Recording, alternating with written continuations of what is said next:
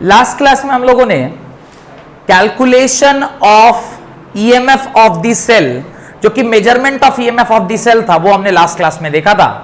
आज की क्लास में हम लोग इलेक्ट्रोकेमिकल सीरीज क्या होता है वो देखते हैं। तो मैंने लास्ट क्लास में आपसे कहा था कि हम लोगों ने जैसे जिंक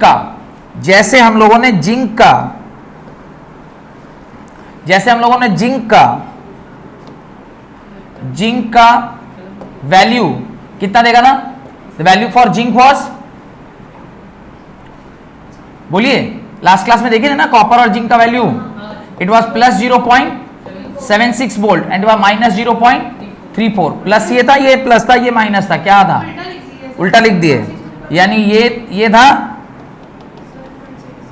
था प्लस 0.34 और ये कितना था? Minus 0.76 volt. याद है लास्ट क्लास में हमने ये सब देखा था कि जिंक और कॉपर का इस तरह का वैल्यू हम लोग को देखने को मिला था। अब ऐसे ही दुनिया के जितने भी एलिमेंट हैं उन सारे एलिमेंट्स का हमने उसी प्रकार का सेल सेटअप करके, जो लास्ट क्लास में हमने देखा था कि इस तरह से अंदर हमने सॉल्ट ब्रिज डाला था, यहाँ पर दो ऐसे इलेक्ट्रोड डाल दिए थे, उसको हमने इस तरह से वोल्ट मीटर से क्या किया था? कनेक्ट किया था, और यहाँ पर डिफ्लेक्शन देखने को मिला, यहाँ पर कुछ सॉल्ट इलेक्ट्रोलाइट डाले और इस तरह से एक तरफ हमने क्या ले लिया? SHE ले लिया और दूसरी तरफ दुनिया का हर मेटल ले लिया, और उसके बाद जब हमने इसको इस तरह से सॉल्व करके सारी वैल्यूज को निकाले और इस तरह से हमने एक सीरीज बनाई। तो जब इन सारे सीरीज को, जो भी हमने इस तरह से बना, अलग अलग मेटल्स का जब हमने तैयार किया, उसको हम लोगों ने रिडक्शन पोटेंशियल के बढ़ते क्रम में या घटते क्रम में, आप जैसे सजाइए, पर ज्यादातर लोग क्या करते हैं? उसको बड़े से छोटे में सजाते हैं, यानी पॉजिटिव वैल्यू से लेके कहां तक लेके जाते हैं? नेगेटिव वैल्यू तक लेके जाते हैं। ऐसे जब हम स्टैंडर्ड रिडक्शन पोटेंशियल के टर्म्स में सारे एलिमेंट्स को ऊपर से नीचे सजाते हैं, उससे जो सीरीज बनती है उसको हम लोग क्या कहते हैं? इलेक्ट्रोकेमिकल सीरीज कहते हैं। तो आप लिखना स्टार्ट कीजिए, the standard electrode potential E not. आप लिखना स्टार्ट कीजिए, the standard electrode potential E not, the standard electrode potential E not, the standard electrode potential E not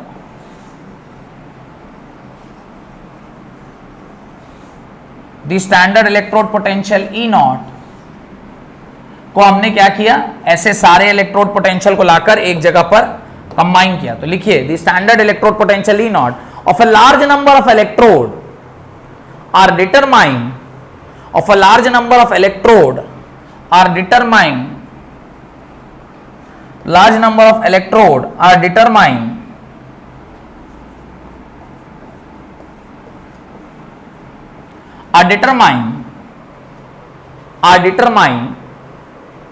with respect to standard hydrogen electrode, with respect to standard hydrogen electrode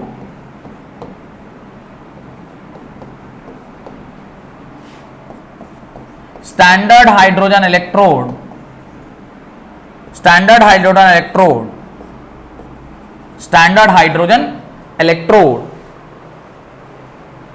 as a reference electrode, and then arranged them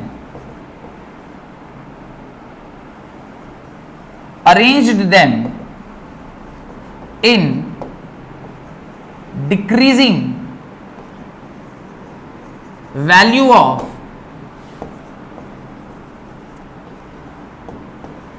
reduction potential, decreasing value of reduction potential to form a series is known as electrochemical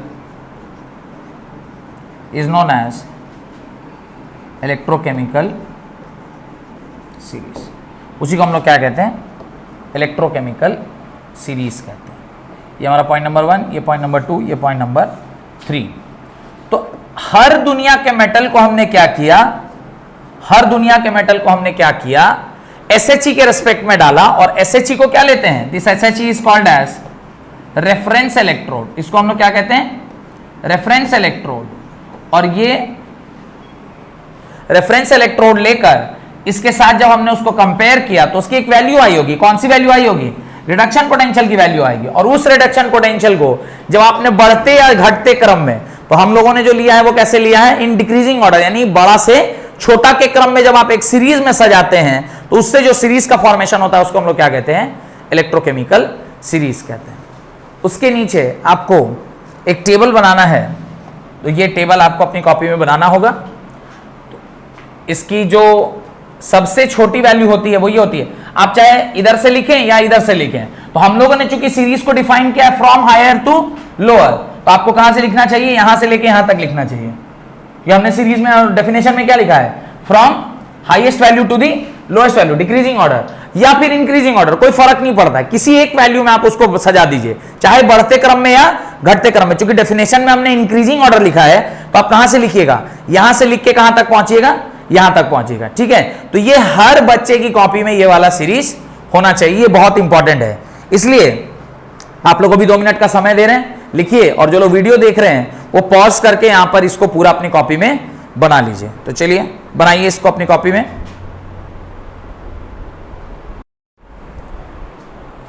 तो आपने ये पूरी table को लिख लिया होगा, ऐसा मैं अज्यूम कर रहा हूं। यहां पे एक छोटा सा करेक्शन है, वो करेक्शन को थोड़ा देख लीजिए। ये यहां पे ये 0.74 होना चाहिए, गलती से 0.76 लिखा हुआ है, तो इसको थोड़ा सा देख लीजिएगा, ये 0.74 होना चाहिए। ठीक है, बाकी सारी वैल्यूज तो ठीक ही लिखी हुई हैं, बस यही एक वैल्यू था जो थोड़ा सा गड़बड़ था। तो आप चाहे इसको इंक्रीजिंग ऑर्डर में या इसको डिक्रीजिंग ऑर्डर में, आप जैसा चाहें वैसा इसको क्या कर सकते हैं? सजा सकते हैं। इसके कुछ वैल्यूज को आपने यूज किया है, जैसे ये कॉपर का वैल्यू याद करिए, हमने थोड़ी देर पहले भी लिखा था ना, कॉपर का वैल्यू कितना है? प्लस 0.34। और आपने जिंक का वैल्यू भी कैलकुलेट किया था, ये देखिए जिंक का वैल्यू क्या है? 0.76। तो एक ये वैल्यू और ये वैल्यू, ये 2 वैल्यू हमने पूरा अच्छे से कैलकुलेट किया था। ध्यान आ रहा है? ये 2 वैल्यू आपने कैलकुलेट किया है, तो आप समझ सकते हैं कि जैसे ये 2 वैल्यू कैलकुलेट हुआ होगा, ऐसे ही ये इस पूरे टेबल का निर्माण हमने किया होगा। डन? यहां तक कोई डाउट है तो पूछिए। अब इसके आधार पर आप किसी भी पर्टिकुलर सेल का, इसके आधार पर आप किसी भी पर्टिकुलर सेल का क्या बना सकते हैं? इसके आधार पर आप किसी भी पर्टिकुलर सेल का आप कैलकुलेट कर सकते हैं क्या value?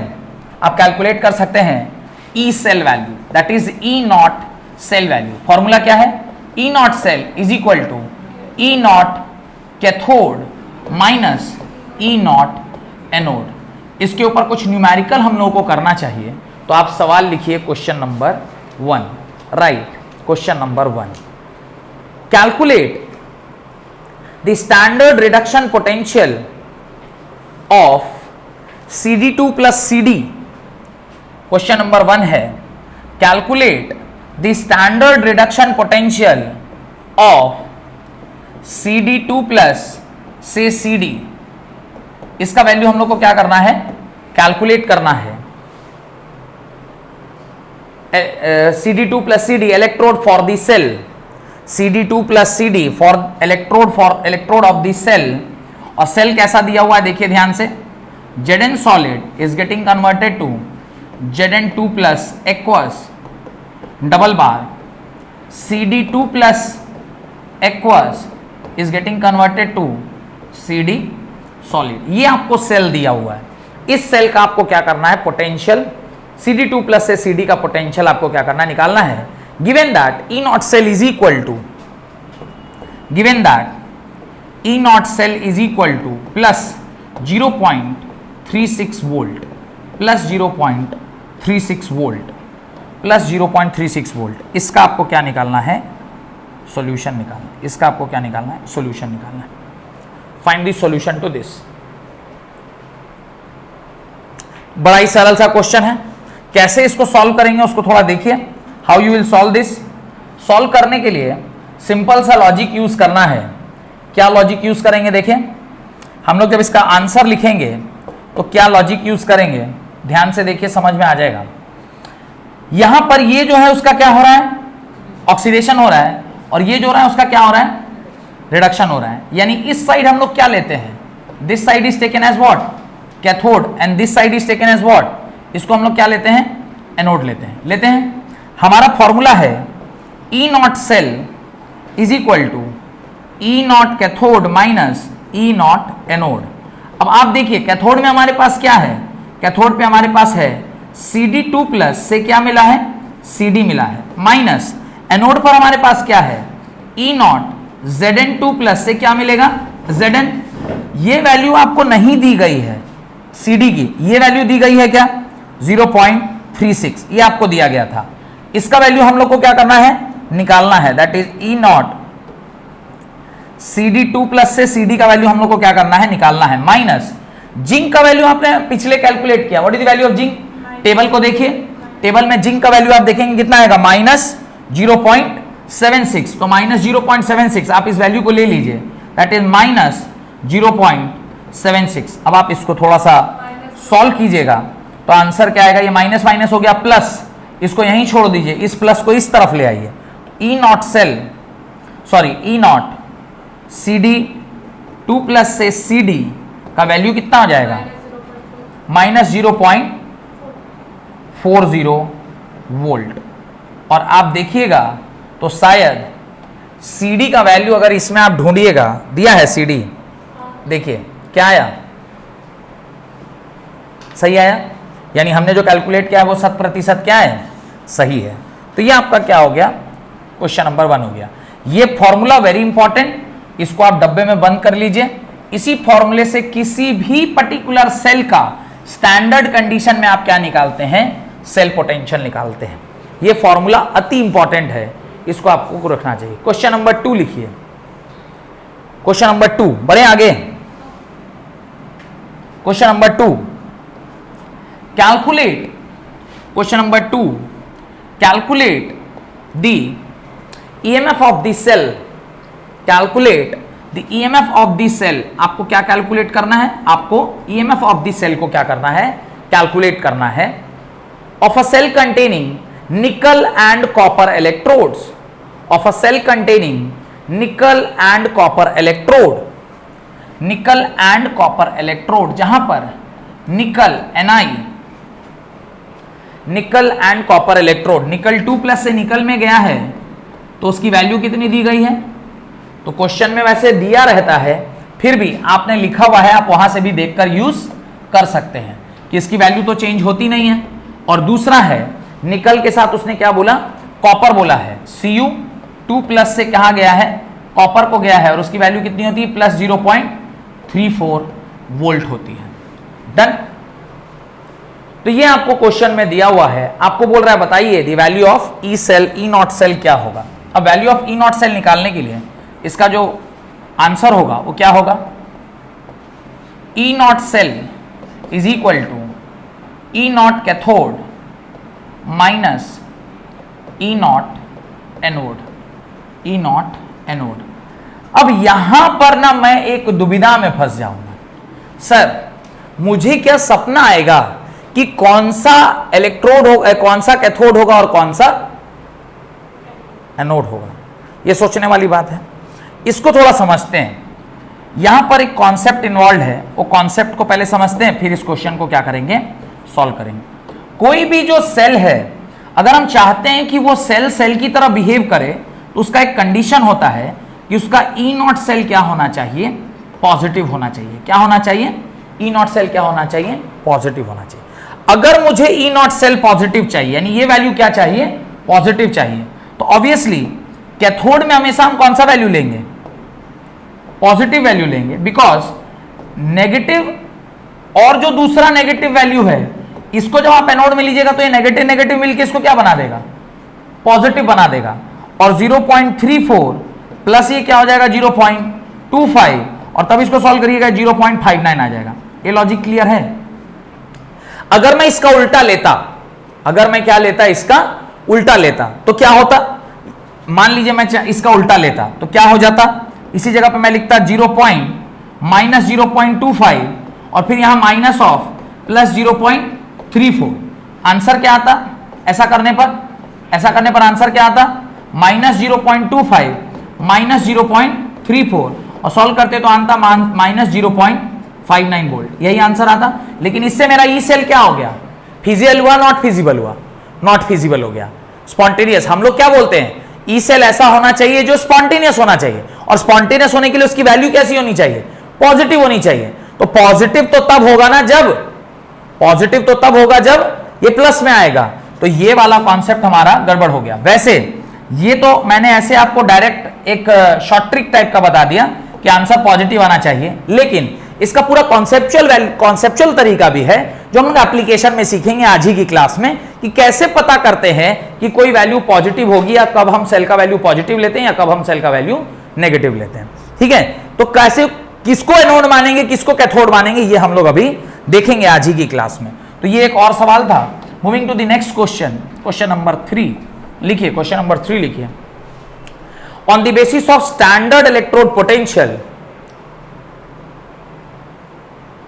on the basis of standard electrode potential, state whether, on the basis of standard electrode potential, state whether Ti4 plus species, Ti4 plus species can be used to oxidize, Ti4 plus species, Ti4 plus species can be used to oxidize Fe+2 to Fe+3.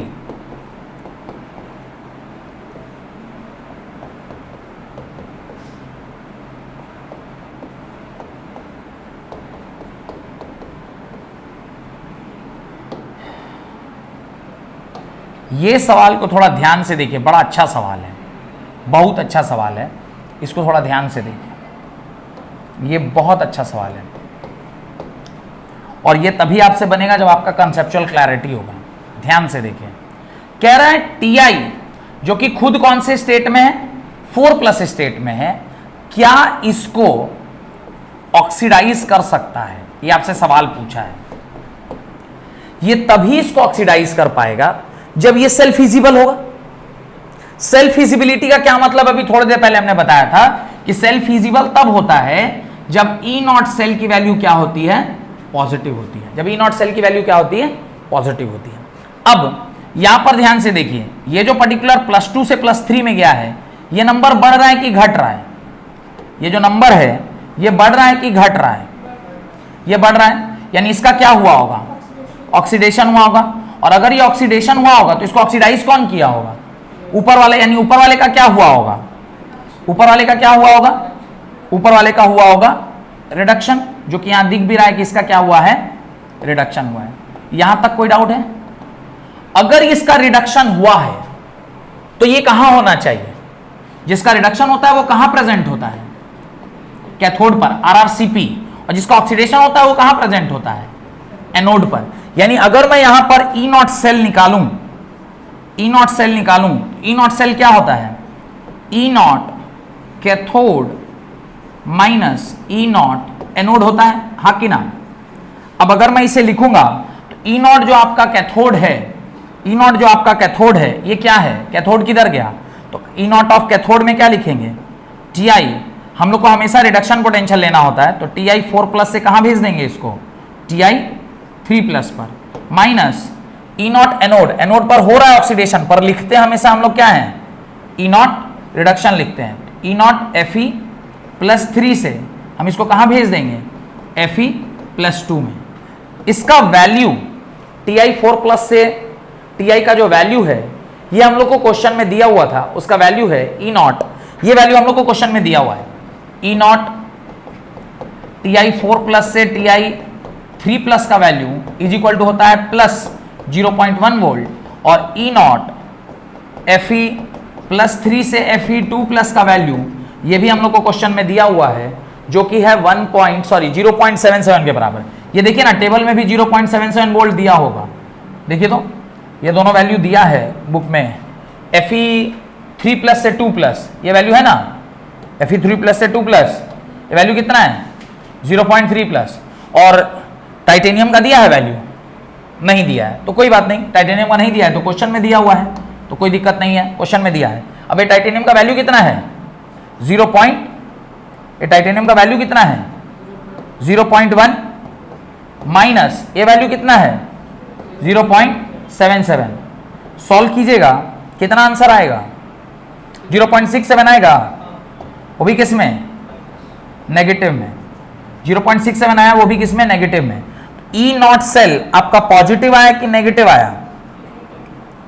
क्या आया? E naught cell, E naught cell आपका कैसा आया? Negative आया। अगर ई naught cell negative आया तो जो सेल हम इससे फॉर्मेशन कर रहे हैं वो फिजिबल होगा, नॉन फिजिबल होगा? नॉन फिजिबल होगा, क्योंकि फिजिबिलिटी के लिए क्या चाहिए? ई नॉट सेल कैसा होना चाहिए? पॉजिटिव होना चाहिए। पर जो आपने सेल बनाया है वो कैसा आया?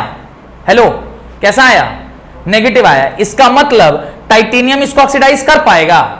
नहीं कर पाएगा। टाइटेनियम इसको ऑक्सीडाइज नहीं कर पाएगा। अगर ये पॉजिटिव आ जाता तो क्या आंसर लिखते कि हां टाइटेनियम इसको ऑक्सीडाइज कर पाएगा? तो आप उसके नीचे इसके आंसर में जरूर लिख दीजिएगा since Ti4 plus by Ti, ये लिख लिए, ये पूरा लिखिए जल्दी, इसको जल्दी से लिखिए। उसके नीचे बस एक लाइन उसमें ऐड कर देनी है कि Ti4 plus cannot oxidise iron, Ti4 plus cannot oxidise iron 2 plus 2 3 plus, Ti4 plus cannot oxidise iron from Ti4 plus cannot oxidise iron from 3 plus 2 2 plus 2 3 plus. क्यों? क्योंकि ई नॉट वैल्यू क्या आ गया? Negative आ गया। Because the E naught value for the cell is negative. Because the क्या चीज? ये reduction होना चाहिए ना। यहां पर तो ऑलवेज यूपीएससी ने क्या बोला है कि आपको ऑलवेज कौन सा पोटेंशियल यूज करना है? Reduction potential. तो आपको हमेशा रिडक्शन ही करना है, चाहे कुछ हो जाए। आपको वैल्यू हमेशा कौन सा यूज करना है? रिडक्शन पोटेंशियल ही यूज करना है। कोई डाउट? कोई डाउट है तो पूछिए। नहीं तो यहां पे चूंकि ई नॉट वैल्यू आपका क्या आया है? नेगेटिव आया है, इसलिए हम लोग इसको टाइटेनियम जो है वो उसको ऑक्सीडाइज नहीं कर पाएगा।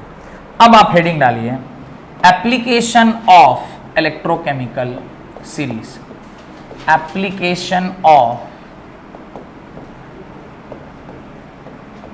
Electrochemical series. Application of electrochemical series. Application of electrochemical series. Application of electrochemical series. अब थोड़ा ध्यान से देखें, अभी जो मैं बता रहा हूं ये बड़ा समझने वाली बात है, ध्यान से देखेगा। मुख्यतः हमें इसके 4 एप्लीकेशन पढ़ने हैं। मुख्यतः इसके हमें क्या पढ़ने हैं? 4 एप्लीकेशन पढ़ने हैं। पहला है टू नो, मैं अभी लिखवाऊंगा, to know about the oxidising power, oxidising and reducing power. किसका? ऑक्सीडाइजिंग और रिड्यूसिंग पावर कैसा है? इसका ऑक्सीडाइजिंग और रिड्यूसिंग पावर कैसा है, यह हमें पहला पढ़ना है। सेकेंड जो हमें पढ़ना है दैट इज कि किसी भी मेटल में, यानी किसी भी मेटल की रिएक्शन जब आप एसिड के साथ करवाते हैं तो H2 गैस रिलीज होगा कि नहीं होगा? Acid when react with a metal, H2 gas will be released or not? Will be released or not? कि H2 गैस से रिलीज होगा कि नहीं होगा। पॉइंट नंबर 3 है feasibility of a reaction. Feasibility of a reaction कि कौन सी reaction feasible होगी, जो अभी थोड़ी देर पहले हम बता भी रहे थे आपको। न्यूमेरिकल में हमने कई बार ये शब्द यूज किया है, फिजिबिलिटी ऑफ अ रिएक्शन। और लास्ट है calculation of EMF of the cell. तो ये जो लास्ट 2 बातें हैं, ये जो लास्ट 2 बातें हैं, ये तो ऑलरेडी अभी हम लोग यूज कर चुके हैं। इसके ऊपर हमने न्यूमेरिकल भी कर लिया। एक तो calculation of EMF of the cell, E naught cathode minus E naught anode से, इस पे हमने कैलकुलेशन कर लिया। और फिजिबिलिटी, फिजिबिलिटी का मतलब है कब कोई रिएक्शन फिजिबल है, उसका जब ई नॉट पॉजिटिव आएगा तो वो होगा और ई नॉट नेगेटिव आएगा तो वो नहीं होगा। ये लगभग हम लोग देख चुके हैं। मुख्यतः हम लोग को कौन सा 2 पॉइंट देखना है, पहला और दूसरा पॉइंट देखना है। बहुत ध्यान से समझिएगा। पॉइंट नंबर 1 अभी मैं आपको पढ़ा रहा हूं, ऑक्सीडाइजिंग। ये मेन असर्शन रीजन और जितना भी लॉजिकल क्वेश्चन आएगा इसी से आता है। हेडिंग मतलब डालिए आप अपनी कॉपी में, हेडिंग डालिए एप्लीकेशन ऑफ दिस, वो 4-5 लिखिए। अरे तो लिखिए ना उसको, इसको लिखिए, उसका पहला हेडिंग डालिए, इसको लिखिए, to know about the oxidising and reducing power of,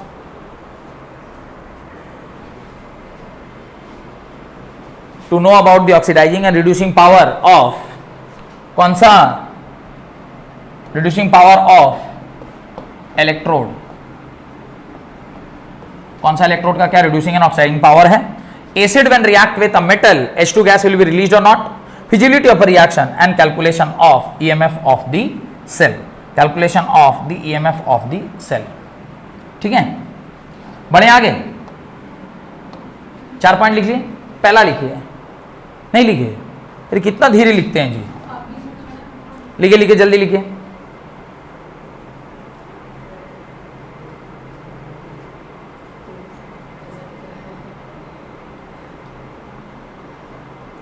अब लिख लिए,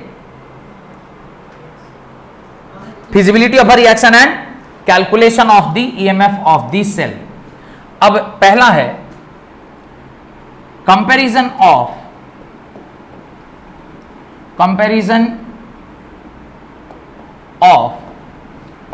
ऑक्सीडाइजिंग एंड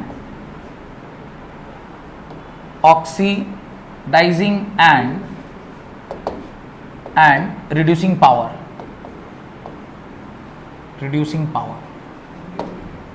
इन पावर। ये आपका क्या है, हेडिंग है। ये आपका क्या है, पहला हेडिंग है।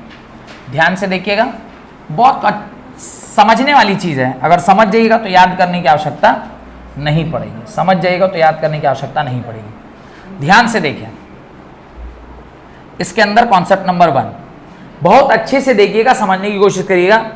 रटने का कॉन्सेप्ट नहीं है, समझने का कॉन्सेप्ट है। ध्यान से देखिए, मेटल कौन, बहुत अच्छे से देखिएगा। मेटल कौन, मेटल वो the element which has the tendency to lose electron, has the tendency to lose electron। Metal की परिभाषा यही पढ़े हम लोग। मेटल कौन, जो इलेक्ट्रॉन देना चाहे। कोई दिक्कत, मेटल कौन है जो इलेक्ट्रॉन देना चाहे। जैसे सोडियम है, वो सोडियम प्लस इलेक्ट्रॉन में बदलना चाहता है। कोई कैल्शियम है तो कैल्शियम 2+ 2 इलेक्ट्रॉन में बदलना चाहता है। कोई एल्युमिनियम है तो वो एल्युमिनियम 3+ 3 इलेक्ट्रॉन्स में बदलना चाहता है, यानी इलेक्ट्रॉन लूज करना चाहता है। यहां से हमें एक बात समझ में आ गई कि मेटल वो जो इलेक्ट्रॉन दे। हमने एक चीज याद किया था, LEO। ध्यान से देखिए, हमने एक चीज याद किया था, LEO। LEO का क्या मतलब होता है, loss of electron, loss of electron.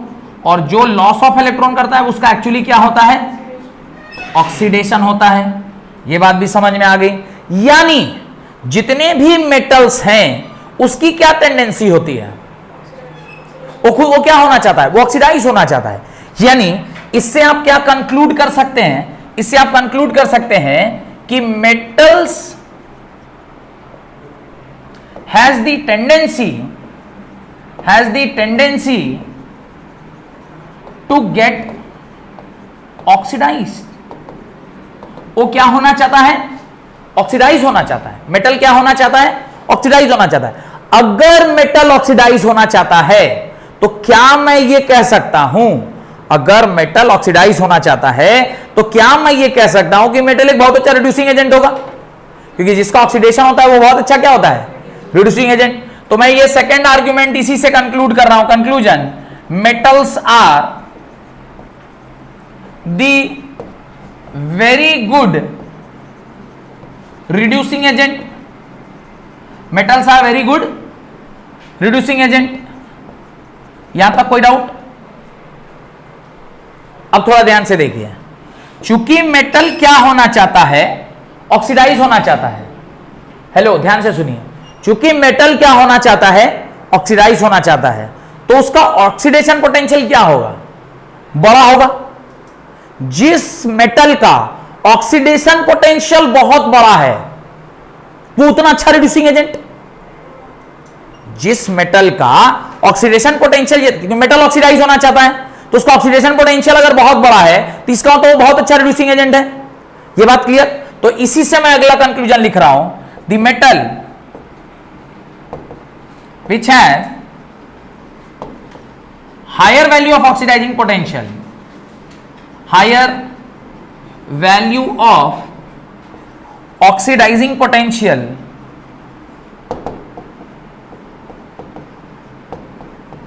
is very good reducing agent, is very good reducing agent। यानी जिसका ऑक्सीडेशन पोटेंशियल बहुत बड़ा है वो बहुत अच्छा क्या है, रिड्यूसिंग एजेंट है। मतलब अगर मैं इस ऑक्सीडेशन पोटेंशियल को रिडक्शन पोटेंशियल के टर्म्स में लिखूं तो हमने एक फॉर्मूला लास्ट क्लास में लिखा था, reduction potential is equal to negative of what, oxidation potential. बोले थे लास्ट क्लास में, ध्यान करिए। यहां से क्या कंक्लूड कर सकते हैं कि जिस पर्टिकुलर मेटल का, ध्यान से सुनिए, जिस पर्टिकुलर मेटल का रिडक्शन पोटेंशियल जितना ज्यादा नेगेटिव वो उतना अच्छा रिड्यूसिंग एजेंट। जिस पर्टिकुलर मेटल का रिडक्शन पोटेंशियल जितना ज्यादा नेगेटिव वो उतना अच्छा रिड्यूसिंग एजेंट। करेक्ट? यानी अगर किसी का रिडक्शन पोटेंशियल नेगेटिव में, किसमें, नेगेटिव में अगर बहुत बड़ा है तो मैं कह सकता हूं वो बहुत अच्छा क्या है, रिड्यूसिंग एजेंट है। क्लियर? कोई डाउट? आपने जो टेबल सजाया है, आपने जो टेबल सजाया है, आपने जो टेबल सजाया है, उस टेबल में ध्यान से देखिए, जिसकी वैल्यू नेगेटिव में सबसे बड़ी है वो सबसे अच्छा कौन है। लेकिन आपने टेबल तो यहां से यहां सजाया है ना, इंक्रीजिंग ऑर्डर में, प्लस 2.85 से लेके माइनस 3.05 तक। तो इसका मतलब जब आप ऊपर से नीचे टेबल में चलिएगा तो रिडक्शन पावर क्या होता जाएगा, बढ़ता जाएगा। और आपने क्या लिखा था heading, comparison of oxidation and reduction power. यानी रिड्यूसिंग एजेंट का स्ट्रेंथ कब बढ़ता है, जब आप इस टेबल में ऊपर से नीचे जाते हैं। तो चूंकि आपने टेबल में पहले फ्लोरीन लिखा है और आखिरी में क्या लिखा है, लिथियम लिखा है, तो आपका जो टेबल होगा उसमें जब आप ऊपर से नीचे जाइएगा तो उस पर्टिकुलर मेटल का रिड्यूसिंग पावर क्या हो जाएगा, बढ़ जाएगा। रिड्यूसिंग पावर बढ़ना मतलब रिड्यूसिंग एजेंट का पावर बढ़ना, और रिड्यूसिंग एजेंट का पावर बढ़ता है मतलब वो मेटल या वो एलिमेंट क्या होना चाहेगा, खुद ऑक्सीडाइज होना पाएगा। और चूंकि वो मेटल ऑक्सीडाइज होना चाहता है इसीलिए उसका देखिए रिडक्शन पोटेंशियल बहुत नेगेटिव है, पर अगर ऑक्सीडेशन पोटेंशियल करिएगा तो माइनस 3.05 किसमें कन्वर्ट हो जाएगा, प्लस 3.05 में। ऑक्सीडेशन पोटेंशियल बहुत बड़ा होने का क्या मतलब है कि ये ऑक्सीडाइज होना चाहता है। और अगर कोई ऑक्सीडाइज होना चाहता है, अगर कोई ऑक्सीडाइज होना चाहता है इसका मतलब बहुत अच्छा क्या है, रिड्यूसिंग एजेंट है। लॉजिक क्लियर है? यानी टेबल में जब आप ऊपर से नीचे उतरिएगा तो आपका रिड्यूसिंग पावर क्या कर जाता है, इंक्रीज कर जाता है। पहली बात क्लियर है? टेबल से ये लॉजिक क्लियर हो गया। तो हम लोग डायरेक्टली फिर अपने लास्ट स्लाइड में चलते हैं, जहां पर ये सारा कहानी जो हम लिख रहे थे, आप लोग भी साथ साथ लिख रहे थे कि मेरा इंतजार कर रहे थे। ये पूरा कहानी लिख लिया ना जो बोला। इससे हम लोग क्या कंक्लूड कर लिए कि जिसका रिडक्शन पोटेंशियल नेगेटिव में जितना ज्यादा वो बहुत अच्छा रिड्यूसिंग एजेंट। पहला आर्ग्यूमेंट क्लियर। आगे बढ़ते हैं। सेकेंड जो हमारा आर्ग्यूमेंट था ये था about the non metals. Non metal कौन, ध्यान से देखिए, नॉन मेटल कौन, तो नॉन मेटल वो है the elements which has the tendency to what, to gain electron। इसके पास क्या चीज की टेंडेंसी है, टू गेन इलेक्ट्रॉन की टेंडेंसी है। क्या हम लोग ये जानते हैं मैंने आपसे GER बोल के एक चीज लिखवाया था। GER का क्या मतलब बताया था? बोले gain of electron, gain of electron means reduction, gain of electron means reduction. यानी कोई भी ऐसा मेटल, नॉन मेटल जो इलेक्ट्रॉन गेन करता है उसमें रिडक्शन होता है। जैसे फ्लोरीन में जब आप इलेक्ट्रॉन ऐड करिएगा वो किस में कन्वर्ट होगा? क्लोरीन -1 में। क्लोरीन में जब आप इलेक्ट्रॉन ऐड करिएगा वो किस में कन्वर्ट होगा? क्लोरीन -1 में। ब्रोमीन में जब आप एक इलेक्ट्रॉन ऐड करिएगा वो किस में कन्वर्ट होगा? Br-1 में।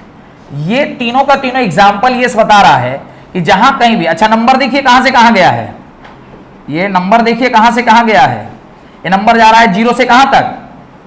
ये नंबर गया है 0 to -1, और 0 to -1 में नंबर घट रहा है कि बढ़ रहा है?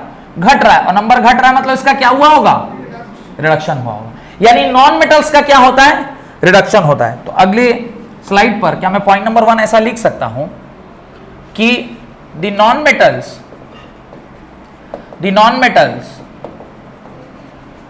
has the tendency to get reduced, उसके पास उसको क्या है? रिड्यूस, यानी रिडक्शन होने की टेंडेंसी है इसकी। कैसी टेंडेंसी है? रिडक्शन होने की टेंडेंसी है। पॉइंट नंबर 1 क्लियर है? इसका रिडक्शन होने का टेंडेंसी है। अब थोड़ा ध्यान से देखिए पॉइंट नंबर 2, अगर कोई चीज रिड्यूस हो रहा है, अगर कोई चीज रिड्यूस होना चाहता है तो उसका रिडक्शन पोटेंशियल क्या होगा? ज्यादा होगा। अगर जिस कोई रिड्यूस होना चाह रहा है तो उसका रिडक्शन पोटेंशियल क्या होगा? ज्यादा होगा। तो नॉन मेटल, सबसे पहला बात, नॉन मेटल में इलेक्ट्रॉन गेन करने की टेंडेंसी, इलेक्ट्रॉन गेन करने की टेंडेंसी मतलब वो रिड्यूस होना चाहता है। अगर कोई रिड्यूस होना चाहता है तो उसका रिडक्शन पोटेंशियल क्या होगा? ज्यादा होगा। यानी अगर, अच्छा एक आर्ग्यूमेंट ये है कि नॉन मेटल रिड्यूस होना चाहता है, अच्छा जो बहुत अच्छा रिड्यूस होना चाहता है उसका वो खुद एक क्या कहलाएगा? एजेंट क्या कहलाएगा? Oxidising agent. तो यहां पे अगला पॉइंट मेरे को ये लिखना चाहिए, the non metals are good oxidising agent, oxidising agent. चूंकि उसको रिडक्शन हो रहा है और जिसका रिडक्शन होता है वो ऑक्सीडाइजिंग एजेंट कहलाता है, इसीलिए जो जिसका रिडक्शन होता है वो क्या कहलाता है? ऑक्सीडाइजिंग एजेंट कहलाता है। इसीलिए ये एक बहुत अच्छा क्या है? ऑक्सीडाइजिंग एजेंट है। यानी the non metal having higher value of reduction potential, having higher value of reduction potential are very good, what? Are very good oxidizing agent, are very good oxidizing agent। यहां तक कोई दिक्कत? अब मैं थोड़ा देर table पे चलता हूं। कहां चलते हैं हम लोग? टेबल पे चलते हैं। ध्यान से देखिए, फ्लोरीन क्या है? फ्लोरीन क्या है? Non metal. क्लोरीन क्या है? Non metal. Br कौन है? Non metal. ये सारे नॉन मेटल हैं और इसकी वैल्यूज कैसी हैं? पॉजिटिव है। अगर इसका वैल्यू पॉजिटिव है इसका मतलब क्या? ये खुद रिड्यूस होना चाहता है, और अगर कोई रिड्यूस होना चाहता है तो वो बहुत अच्छा क्या कहलाता है? Oxidising agent. यानी जिसका रिडक्शन पोटेंशियल ज्यादा वो बहुत अच्छा ऑक्सीडाइजिंग एजेंट, जिसका रिडक्शन पोटेंशियल कम वो बहुत अच्छा रिड्यूसिंग, जिसका रिडक्शन पोटेंशियल ज्यादा वो बहुत अच्छा ऑक्सीडाइजिंग एजेंट, जिसका रिडक्शन पोटेंशियल कम वो बहुत अच्छा रिड्यूसिंग एजेंट। तो metals are the good reducing agent, where non metals are the good oxidising agent. Table में अगर आप देखेंगे जब आप ऊपर से नीचे जा रहे हैं तो ऑक्सीडाइजिंग पावर बढ़ रहा है कि घट रहा है? क्योंकि वैल्यू घट रही है, क्योंकि वैल्यू क्या हो रही है? घट रही है, तो ऑक्सीडाइजिंग पावर क्या हो रहा है? घट रहा है। यानी ऊपर से नीचे जाएंगे तो ऑक्सीडाइजिंग पावर घटेगा और ऊपर से नीचे आएंगे तो रिड्यूसिंग पावर बढ़ेगा।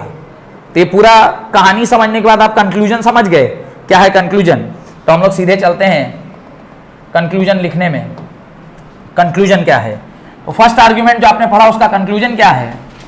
उसका कंक्लूजन है, लिखिए conclusion, point number 1, as we move, लिखिए as we move from top to bottom, as we move from top to bottom in an electrochemical series, the value of reduction potential decreases, which implies reducing power increases, that is reducing agent, the power of reducing agent increases and the oxidizing power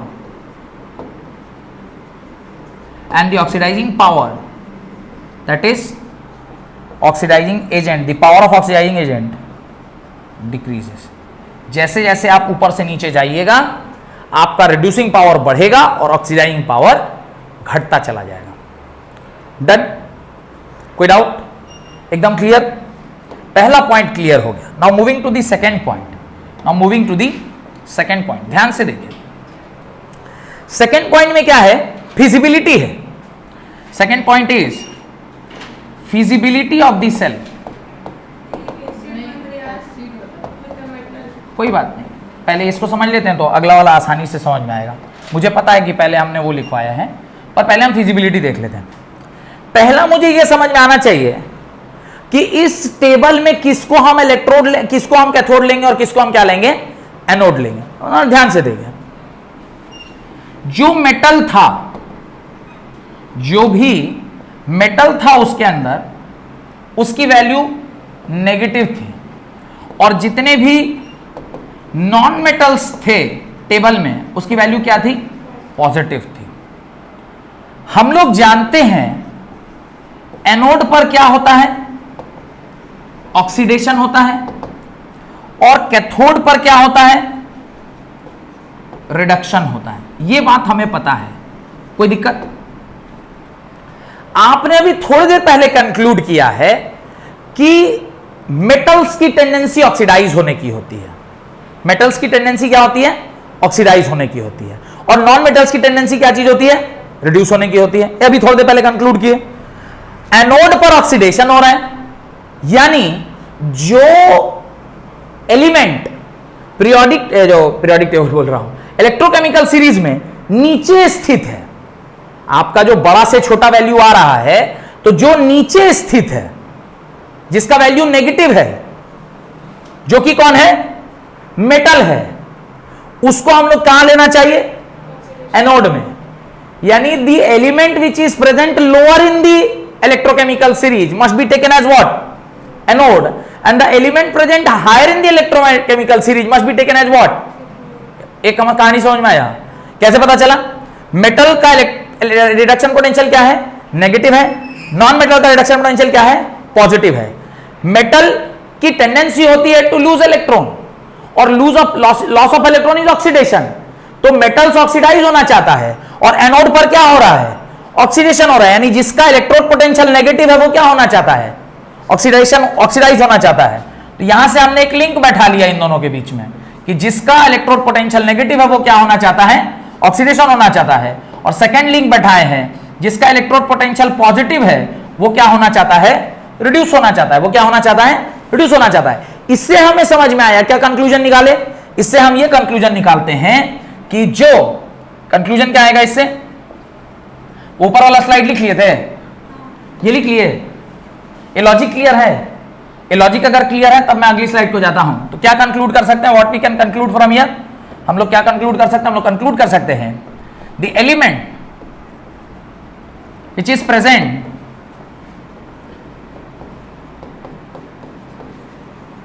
lower having negative या even positive reduction potential can be taken as anode, can be taken as anode, whereas point number 2, the element which is present higher in the electrochemical series having कोई भी value positive या negative value can be taken as cathode. यानी जो table में ऊपर स्थित है, चाहे उसका वैल्यू पॉजिटिव हो या नेगेटिव हो, वो क्या कहलाएगा, उसको हम कैथोड की तरह ले सकते हैं, और जो नीचे स्थित है उसको हम लोग कैसा ले सकते हैं, एनोड की तरह ले सकते हैं। एक बार मैं टेबल की ओर जाता हूं, एक बार मैं टेबल पर जाता हूं और मैं आपको दिखाने की कोशिश करता हूं। आपने जिंक और कॉपर का एग्जांपल तो देखा था। जिंक और कॉपर में, कॉपर अगर मैं टेबल ऐसा लेकर जा रहा हूं, ऊपर से नीचे लेकर जा रहा हूं, तो कॉपर कहां पर स्थित है अपने टेबल में, ऊपर, और जिंक कहां पर स्थित है, नीचे। जो चीज नीचे स्थित है उसको क्या लेते हैं, एनोड, और जो चीज ऊपर स्थित है उसको क्या लेते हैं, कैथोड। अच्छा देखिए, क्या मैं Sn को भी कैथोड ले सकता था, क्योंकि ये जिंक से ऊपर है तो मैं इसको भी कैथोड ले सकता था। जिंक के ऊपर यहां पर आयरन है तो मैं आयरन को भी कैथोड ले सकता था। जो इसके ऊपर है मैं उन सबको क्या ले सकता हूं, कैथोड ले सकता हूं। जो इसके नीचे है उसको मैं कैथोड नहीं ले सकता, क्योंकि अगर मैं उसको कैथोड लूंगा तो मेरा जो रिएक्शन है वो फिजिबल नहीं हो पाएगा। क्यों, अगर मैं इसको ले रहा, मान लीजिए मैंने Sn को लिया तो ये नेगेटिव वैल्यू है -0.13, ये कैथोड लिए तो दिस माइनस इसकी वैल्यू, ये माइनस क्या बना देगा, प्लस, तो ये पॉजिटिव होगा और वो क्या हो गया, नेगेटिव। घटा दीजिएगा आपको एक पॉजिटिव वैल्यू मिलेगा। लेकिन अगर इसके ऊपर का किसी को कैथोड ले लीजिएगा, मान लीजिए आपने पोटेशियम को कैथोड ले लिया, तो कैथोड का पोटेंशियल कितना हो गया, -2.92, उसमें से फिर माइनस 0.70 प्लस 0.76, -2.92 में से अगर प्लस 0.76 करिएगा, फाइनल आंसर क्या आएगा, नेगेटिव आएगा, और आपका सेल क्या हो जाएगा, नॉट फिजिबल हो जाएगा। तो फिजिबिलिटी के लिए अगर आप चाहते हैं कि आपका सेल क्या हो, फिजिबल हो, तो इसके लिए क्या करना पड़ेगा, आपको नीचे वाले में से क्या लेना पड़ेगा, एनोड लेना पड़ेगा, और ऊपर वाले में से क्या लेना पड़ेगा, कैथोड लेना पड़ेगा। एक सवाल अभी थोड़ी देर पहले कराए थे, टाइटेनियम का और किसका, टाइटेनियम का और इसका, निकल का नहीं, टाइटेनियम का और आयरन का। तो आप देखिए टाइटेनियम का पोटेंशियल कितना है, एक सवाल करवाए थे ना अभी थोड़ी देर पहले, अभी दिखाते हैं टाइटेनियम वाला, ये है टाइटेनियम का सवाल।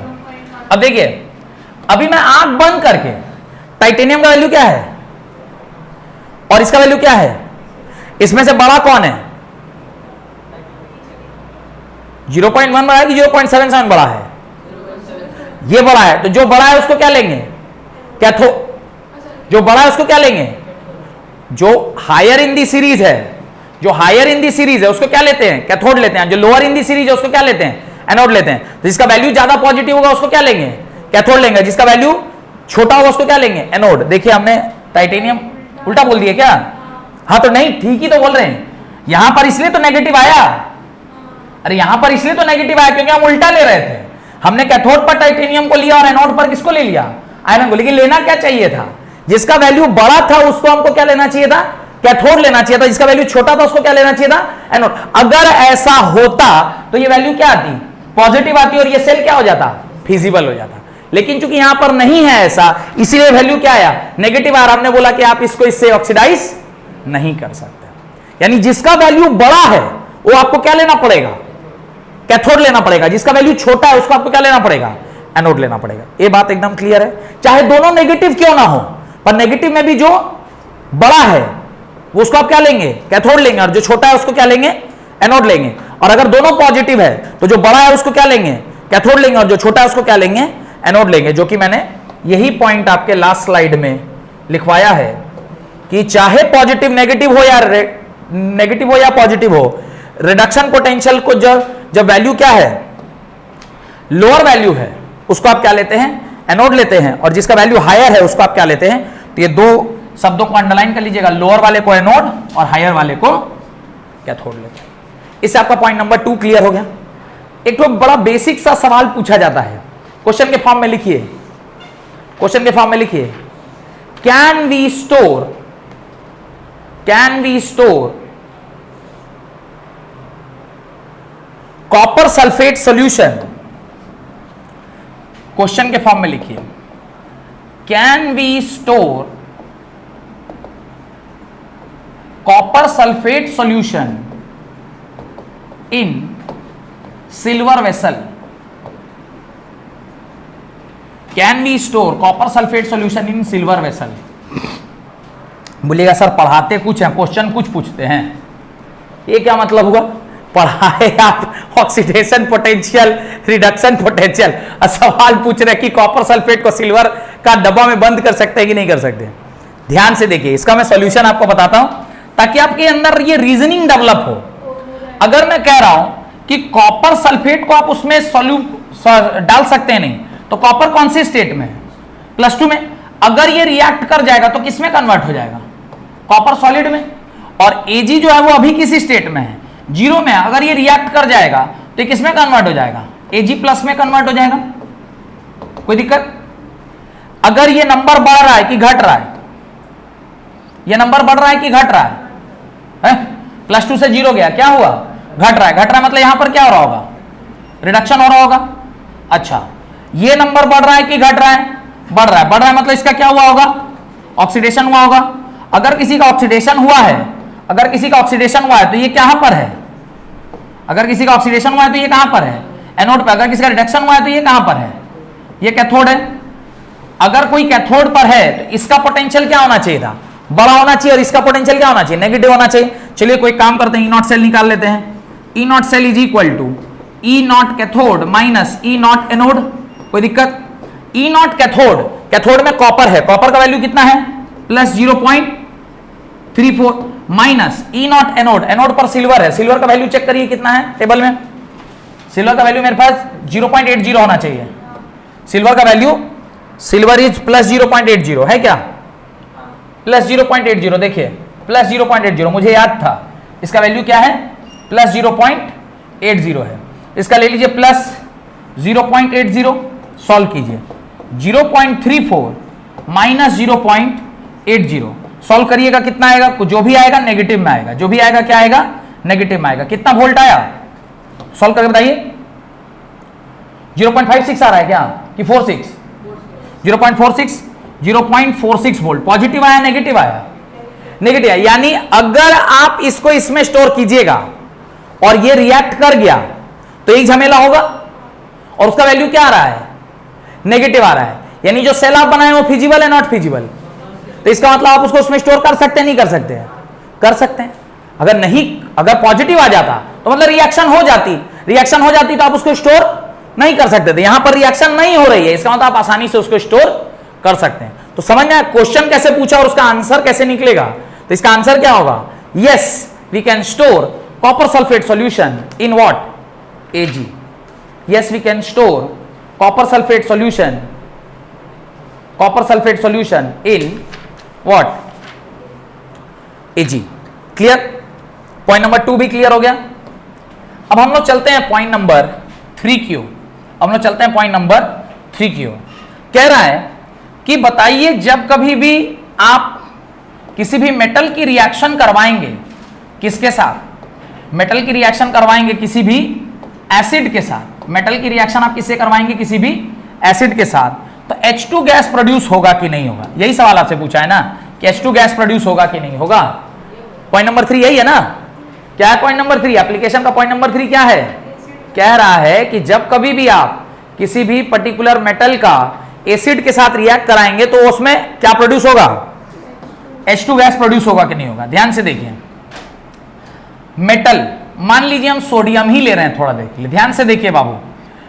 अगर मैं कह रहा हूं कि मेटल रिएक्ट करेगा तो मेटल रिएक्ट करके किस में कन्वर्ट हो जाएगा? 0 से कहां चला जाएगा? +1 में। और ये मान लीजिए H+ एक्वस है, एसिड में वो किस स्टेट में है? H प्लस एक्वस है, इसकी रिएक्शन करा के हमको इससे क्या बनाना है, H2 गैस यानी जीरो। क्योंकि आप जब क्लास 10th में मेटल नॉन मेटल बोल के एक चैप्टर पढ़े थे, वहां पे आप रिएक्शन पढ़े थे, metal when react with acid it gives what, salt plus H2 gas. पढ़े थे क्या? अरे ये रिएक्शन पढ़े थे क्या क्लास 10th में? तो ये रिएक्शन तो हम लोग पढ़े हुए हैं, और ये रिएक्शन फिजिबल होती है हमको पता है, यानी मेटल के साथ जब वो रिएक्ट करेगा तो देगा ही देगा। पर कुछ मेटल ऐसे हैं जिसके साथ ये देता है और कुछ मेटल ऐसे हैं जिसके साथ ये नहीं देता। तो हम कैसे पता करेंगे किसके साथ देगा किसके साथ नहीं देगा? तो ध्यान से देखिए, ये कहां से कहां जा रहा है, 0 से +1, नंबर बढ़ रहा है, यानी इसका क्या होगा, ऑक्सीडेशन होगा। ये कहां जा रहा है, +1 से 0, +1 से 0 मतलब इसका क्या हो रहा है, रिडक्शन हो रहा है। अगर किसी का ऑक्सीडेशन होता है तो उसको हम लोग क्या लेते हैं, ये हम लोग क्या ले लेते हैं, ये एनोड ले लेते हैं, और जिसका रिडक्शन होता है उसको क्या ले लेते हैं, कैथोड ले लेते हैं। यहां तक कोई डाउट? अभी अगर मैं लिखूं E0 सेल तो किसके बराबर होता है, E0 cathode minus E0 anode के बराबर। अब देखिए जिसका ऑक्सीडेशन हो रहा है यानी मेटल्स का वैल्यू मैंने आपको क्या बताया, नेगेटिव होता है पॉजिटिव होता है, अभी बताए थे ना, मेटल का वैल्यू क्या होता है, नेगेटिव, माइनस ऑफ हाइड्रोजन का ऑलवेज वैल्यू क्या होता है, 0। इसको सॉल्व कीजिएगा, negative minus 0 that is equal to 0 only. Final answer आपका क्या आ गया, तो E0 सेल आपका क्या आ गया। अगर ऐसा होगा तो कुछ मेटल्स के लिए अगर ऐसा हो रहा है तो क्या हो रहा है, नेगेटिव आ रहा है। सही लिखें कि गलत लिख दिए रे, गलत लिख दिए ना, तो हम कह रहे हैं कि कैसे नॉट फिजिबल आ गया, फिजिबल आना चाहिए, और आप लोग भी नहीं देख रहे हैं। इसका क्या हो रहा है, oxidation.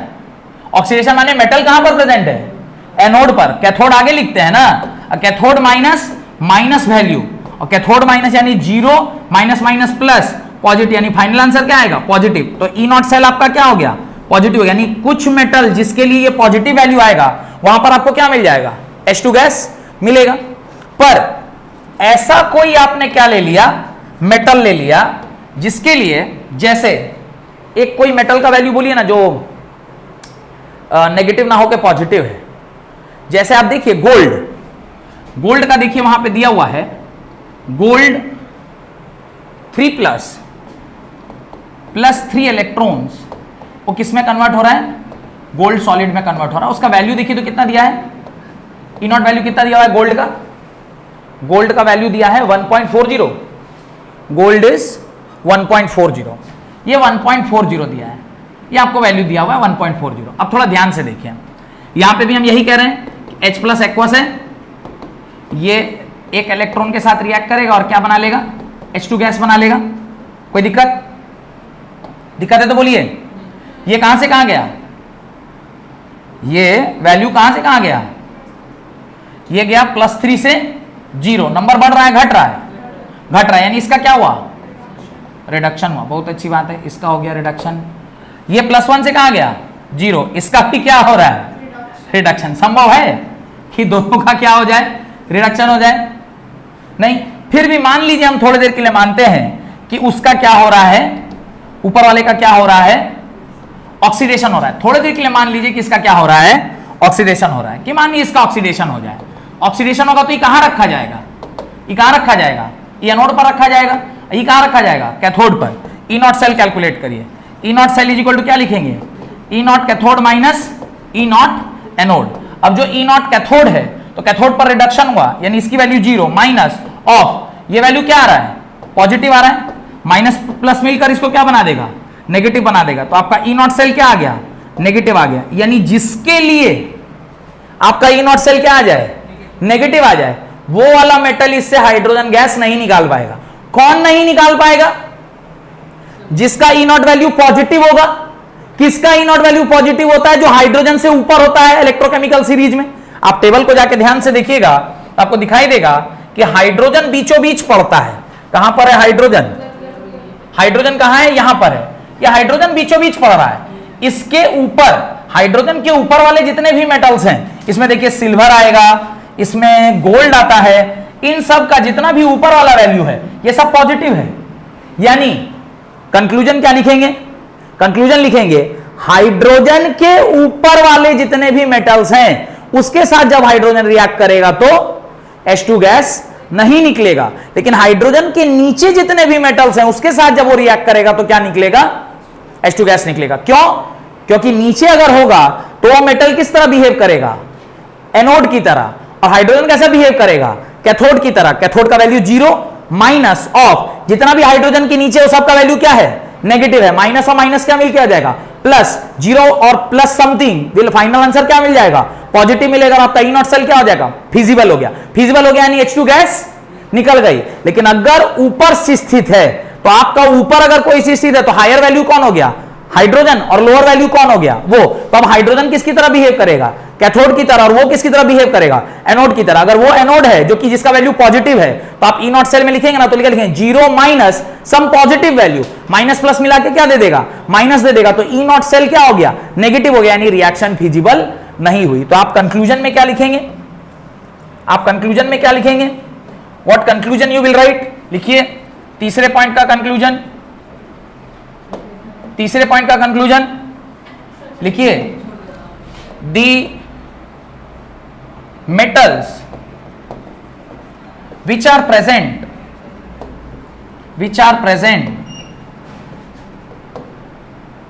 below the hydrogen having what? Having negative reduction potential will